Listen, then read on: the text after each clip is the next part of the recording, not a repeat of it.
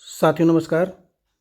साथियों, आज हम बात करेंगे कोचिया की। ये सामने देख रहे हैं, जिसने हमारे जल परी के जलाशय के चारों तरफ जो बाउंड्री वॉल बना रखी है इस पौधे की, जिससे बहुत सारे नामों से पुकारा जाता है। इसे मैक्सिकन फायरवीड भी कहते हैं। Mexican fireweed, ragweed, burning bush plant, summer cypress, belvedere plant, तो ऐसे नामों से इसको पुकारा जाता है। इसको कहा जाता है, जैसे कि मैंने बताया ना, कि मैक्सिकन फायरवीड भी इसको कहते हैं, रैगवीड कहते हैं। वीड मतलब खरपतवार, और पशुओं के चराने के काम आता है ये वहाँ पे उन देशों में। हमारे यहाँ तो इसको सजावटी पौधे के लिए लगाते हैं, लेकिन वहाँ पे ये खरपतवार वीड के रूप में इस्तेमाल होता है, पशु चराए जाते हैं। और इसको कहा जाता है कि ये गरीबों का अल्फा अल्फा है। गरीबों का अल्फा अल्फा मतलब, जैसे हमारे यहाँ जब पशुओं को चारे के लिए रिजका खिलाया जाता है, रिजके की बुआई होती है, लूसर्न की बुआई होती है, उसी तरह ये वहाँ पे गरीबों का अल्फ़ा अल्फ़ा माना जाता है। इसमें प्रोटीन क्योंकि काफ़ी होता है, जानवरों के लिए अच्छा होता है। 11 से 22% तक क्रूड प्रोटीन इसके अंदर होता है। और ये पौधा एक एवरग्रीन सदाबहार बुश प्लांट है। तना इसका हल्का हरा होता है तथा बहुत सारी शाखाओं वाला होता है। देख रहे हैं आप इसमें, और इसमें छोटी छोटी शाखाएं आती हैं, लेंस शेप की छोटी छोटी पत्तियां लगी होती है। और जो ये पत्तियां जो है, जब ये कुछ बड़ा होता है, मैच्योर होने को होता है, तो एक आकार है, बड़ा सुंदर सा आकार ले लेती है, ओवल शेप आकार। तो ये इस पौधे का जो साइंटिफिक नेम है वो है बेसिया स्कोपेरिया। बेसिया स्कोपेरिया इसका साइंटिफिक नेम है, बॉटनिकल नेम है। और इसकी जो झाड़ीदार पौधा जो ये है, खास बात ये है इसकी कि ये इसकी कुछ प्रजातियां तो हरी बनी रहती है, लेकिन कुछ प्रजातियां रंग बदलती हैं। ये मौसम की तरह रंग बदलता है, गिरगिट की तरह रंग बदलता है। आजकल तो इंसान भी बदलने लगे, तो ये भी रंग बदलता है। ये जैसे ही पत्तियां इसकी परिपक्व होती है, मैच्योरिटी की तरफ बढ़ता है और ठंडक की तरफ बढ़ता है, ठंडक में ये लाल हो जाता है, जिसके कारण इसे बर्निंग बुश प्लांट भी कहा जाता है। लाल सा होना शुरू कर देता है तो बर्निंग बुश प्लांट इसको इसीलिए कहा जाता है। तो ये वैसे तो कई बार अब होता है कि ये इंडोर है कि आउटडोर है, तो ये वैसे तो आउटडोर प्लांट है, लेकिन इंडोर में अगर धूप वाले स्थान पे किसी खिड़की पे ऐसी पे रख दें तो ये इंडोर में भी बड़ा अच्छा हो जाता है। और इसका प्रोपेगेशन बीज से और ट्रांसप्लांटिंग से बहुत ही बढ़िया हो जाता है। इसके बीज में जो है अंकुरण 2 सप्ताह में अंकुरण हो जाता है। इसके लिए फुल सनलाइट चाहिए। अगर हम इसको फरवरी में बो दें तो, क्योंकि गर्मियों का पौधा है, तो पूरा गर्मियों भर हमें, ये ठंडक में ही थोड़ा सा घबराता है, ये गर्मियों में हमें खूब हरियाली देता है। और ये कहा जाता है कि गर्मियों में जब आँखों को गर्मी चुभती है ना, अरे इसको देख लो, अपने गार्डन में रखा हो, इसको देख लो तो बहुत आराम मिलती है आँखों को। फुल सनलाइट इसको ज़रूरी है।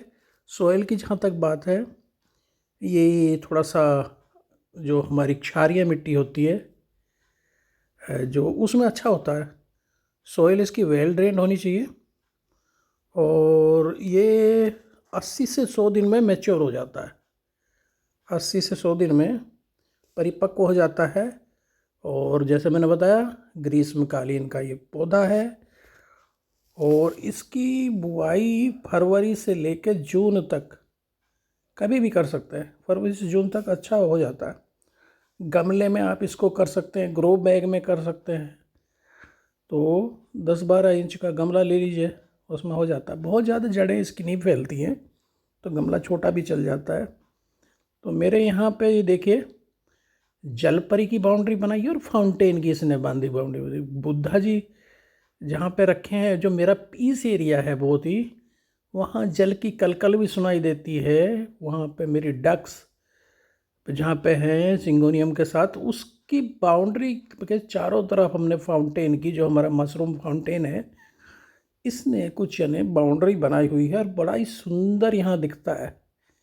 तो ये देख रहे हैं, एक साइड में जलपरी के चारों तरफ ये रखा हुआ, दूसरी तरफ ये हमारे फाउंटेन के चारों तरफ रखा हुआ। ये देख रहे हैं फाउंटेन। जब फाउंटेन चलता है और कुचिया उसके चारों तरफ रहता है तो बड़ा मनोहारी मनमोहक दृश्य यहाँ का दिखता है और इसी जगह को हर वक्त देखने के लिए मन करता है। ऐसे ही दूसरी साइड में जलपरी के चारों तरफ रखे हुए हैं। तो ये मेरे पास 12-13 गमले हैं कोचिया के, और यहाँ ये बड़ा ही सुंदर खूबसूरत दृश्य बनाता है। तो हम बात कर रहे थे मिट्टी की। मिट्टी इसकी वेल ड्रेन और क्षारीय मिट्टी हो तो बहुत अच्छा चलता है। इसमें बहुत आसान है, बहुत ज़्यादा नहीं। गमले में हमने गमला ले लिया, गमले में हमने मिट्टी भर ली और उसमें इसके बीज फैला के आधा सेंटीमीटर से बीजों को ढक दीजिए। ज़्यादा गहरा मत दबाइए इन्हें, क्योंकि लाइट चाहिए होती है बीजों को जमाव के लिए। अब पानी दे दीजिए, धूप में रख दीजिए इसको। तो 14-15 दिन में, 2 सप्ताह में बीज अंकुरित हो जाते हैं। और जब ये 6 से 8 इंच के हो जाएं तो हम इसे ट्रांसप्लांट कर दें। तो ये हमारा हरा भरा बना रहेगा पूरा। और कुछ टिप्स हैं इस हरे भरा बने रहने के लिए। कुछ टिप्स हैं। एक तो नियमित इसको प्रतिदिन पानी दीजिए। पानी अगर इसको नहीं मिला, सूखा जरा सा महसूस हुआ इसको, तो ये एकदम मुरझा जाता है, ख़राब सा हो जाता है। तो पानी दीजिए। और अप्रैल से जून तक 2 बार दीजिए, सुबह शाम पानी दीजिए। और 6 से 8 घंटे इसे सीधी धूप चाहिए, तो धूप इसको मिलनी चाहिए। तापमान की जहाँ तक बात है, गर्म तापमान इसे बहुत पसंद है। 20 से 30 डिग्री सेंटीग्रेड टेम्परेचर इसके लिए आइडियल होता है। लेकिन ये 42 डिग्री सेंटीग्रेड तक भी सहन कर लेता है, कोई ज़्यादा इसको दिक्कत नहीं होती। जहाँ तक इसे उर्वरक की बात है, बहुत ज़्यादा उर्वरक नहीं चाहिए, क्योंकि ये हमने फ्लावरिंग के लिए नहीं लगाया, बल्कि फोलियल के जरिए के लगाया है। इसकी खूबसूरती देखिए आप, देखिए कितनी सुंदर इसकी खूबसूरती है। और मैंने बता रहा था ना, कलर चेंज कर देता है। देखिए इस तरह कलर ये ठंडक मिलने पर कुछ वैरायटी बड़ी जल्दी चेंज करती है, हरे से पेज तरह हो जाती है, लाल लाल। और मेरे यहाँ पे देखिए ये फाउंटेन के चारों तरफ, और ये कितना प्यारा लग रहा है चारों तरफ मैंने बाउंड्री वाल के रूप में। तो ये बाउंड्री वाल हैज के रूप में बड़ा, ये इधर यहाँ पे देखिए दूसरी साइड में हैज के, उसके हैज बना रहा है, मतलब बाउंड्री बना रहा है किसकी, जलपरी के, हमारे जलाशय टब की। जलपरी के टब के चारों तरफ हमने इसको रख दिया है और बड़ा सुंदर ये बाउंड्री बना रहा है हमारे फाउंटेन की भी और हमारे यहाँ जलपरी की भी। ये देखिए जलपरी के चारों तरफ कितना सुंदर ये लग रहा है। तो ये हैज और बाउंड्री में, तो हैज और बाउंड्री में इसका बड़ा अच्छा प्रयोग होता है। इसे रास्ते के दोनों तरफ लगा देते हैं तो बड़ा सुंदर ये रास्ता का बाउंड्री बनाता रहता है। तो जैसे मैंने बताया, उर्वरक बहुत ज़्यादा नहीं चाहिए, लेकिन अच्छा फोलिएज लेने के लिए इसमें ऑर्गेनिक लिक्विड आप फर्टिलाइज़र गमले में दे सकते हैं। कीटों से मुक्त है, कीट रोग मुक्त पौधा है, इसमें बहुत ज़्यादा नहीं लगती। कभी कभी कुछ कीट रोग अगर आ जाते हैं तो नीम ऑयल का इस्तेमाल करिए, नीम ऑयल के स्प्रे से ही ख़त्म हो जाता है। इसको एक सही शेप, ओवल शेप जिसमें ये सुंदर लगता है देने के लिए, इसको लाइट प्रूनिंग करते रहिए तो बहुत अच्छा चलता है। जैसे मैं बताया, इसको ये पौधा बड़ी दवाइयों में भी इस्तेमाल होता है, क्योंकि ये जो हमारा anti bacterial, anti fungal, anti inflammatory, anti cancer है, इसका मेडिसिनल वैल्यू भी बहुत ज़्यादा है। और वन्य उसमें तो हमारे जो वन होते हैं वहाँ तो वन्य जीव के लिए भोजन का काम करता है। कवर क्रॉप का ये बड़ा अच्छा काम करता है, मतलब मिट्टी कटाव को रोकता है। अगर इसको लगा दिया जाए ज़मीन में, बड़ा अच्छा चलता है। और उगाने का सही समय इससे मार्च से लेकर जुलाई तक है। और इसका जो लंबा चलने वाला पौधा है और 1 से 3 फीट तक, 2 तरह की इसकी ज़्यादातर वैरायटी होती हैं, एक कुछ छोटी बढ़ती हैं, कुछ बड़ी बढ़ जाती हैं, तो 3 फीट तक ये बढ़ जाता है। और गर्मियों के लिए तो बहुत ही बढ़िया पौधा है। जैसे मैंने बताया, इजी टू ग्रो है, सजावटी पौधा है, घर की खिड़की, बालकनी, लॉन, गार्डन की शोभा बढ़ाता है। और इसे क्यारी में, गमले में, रास्ते के दोनों तरफ, या बाड़ की तरह लोग लगाते हैं इसको। तो जब इसमें फूल कम हो जाते हैं, हरियाली कम हो जाती है जब गर्मियों में, क्योंकि सर्दियों में फूल आते हैं लेकिन गर्मियों में फूल कम हो जाते हैं, तो उस समय आँखों को बहुत राहत देता है। तो 2 तरह की वैरायटी इसमें है, एक बड़ी है जो 3 फीट तक बढ़ जाती है, और वही जनरली जब छोटा होता है तो वही रंग बदलती रहती है। छोटा होता है तो हल्का हरा होता है, जब मैच्योर यंग हो जाता है तो गहरा रंग हो जाता है, और जब परिपक्व होना आता है, ठंडक से होने को होता है, तो ये लाल हरा सा हो जाता है। और सीजनल है वो बड़ी वैरायटी हमारी। बड़ी वाली जो कोचिया होती है उसका ठंडा खाने पर उसका जीवन काल पूरा हो जाता है। और जो छोटी वैरायटी वो सदाबहार है, साल भर चलती है, 1.5 फीट तक बढ़ती है, जबकि बड़ी वाली 3 फीट तक बढ़ जाती है। इसमें हल्के पीले छोटे फूल आते हैं। अब कुछ प्रश्न जनरली आते हैं, जैसे मैंने बताया आउटडोर है कि इंडोर है, तो आउटडोर है लेकिन इंडोर में भी चल जाता है। पूछते हैं ग्रोइंग सीजन इसका कौन सा है। ग्रोइंग सीजन इसका गर्मियों में है, ये अच्छा चलता है।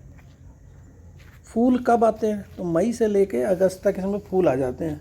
और जहाँ तक इसके लाइफ स्पान या जीवन काल की बात है, तो ये 1 से 2 साल तक चल जाता है। अब इसको लगाने की बात आती है तो बीज और कटिंग दोनों से लग जाता है। मिट्टी की जहाँ तक बात है, सभी तरह की मिट्टी में हो जाता है, लेकिन मिट्टी में हम गार्डन सॉयल, कोकोपीट, बालू, गोबर की खाद ये मिला लें तो अच्छा चलता है। इसका बुआई का सबसे सही समय है फरवरी के अंत से और मार्च तक इसकी बुआई कर लेनी चाहिए। और बीज इसका जब बोते हैं तो बीज बोने के 7 से 10 दिन बाद छोटा पौधा निकल आता है, लेकिन 1 महीने में 5-6 सेंटीमीटर का जब हो जाए तो तब इसे 10 इंच के गमले में, लगभग 10 इंच के गमले में ट्रांसप्लांट कर लेना चाहिए। और कटिंग की बात है तो 4-5 इंच की कटिंग लगाइए। नीचे की पत्तियां, 1 इंच की पत्तियां इसकी रिमूव कर दीजिए, और 7 से 10 दिन में जड़ निकलने लगेंगी कटिंग से, और उसके बाद आप ट्रांसप्लांट कर दीजिए। तो विशेष केयर की बात में है कि इसमें पानी ज़रूर नियमित देते रहिए, धूप 5-6 घंटे देते रहिए, 5-6 घंटे धूप इसे ज़रूर चाहिए। खाद ज़्यादा घातक इसे चाहिए नहीं। 2-3 महीने में क्योंकि हरी पत्तियां होती हैं, नाइट्रोजनस उर्वरक जैसे NPK होता है, वो 1 चम्मच, जैसे 19-19 बैलेंस नाइट होता है NPK, उसको 1 चम्मच डाल दीजिए इसमें। अगर लिक्विड बना के डालना चाहे तो डाल दीजिए, नहीं तो ऑर्गेनिक जैविक उर्वरक जो हमारे होते हैं उसको लिक्विड बना के भी दे सकते हैं। तो ये बहुत ही अच्छा चलता है। तो कैसा लगा मेरा वीडियो? पसंद आया तो लाइक करिएगा, सब्सक्राइब करिएगा अगर नहीं किया अभी तक, और कमेंट करिएगा। थैंक यू, नमस्कार दोस्तों।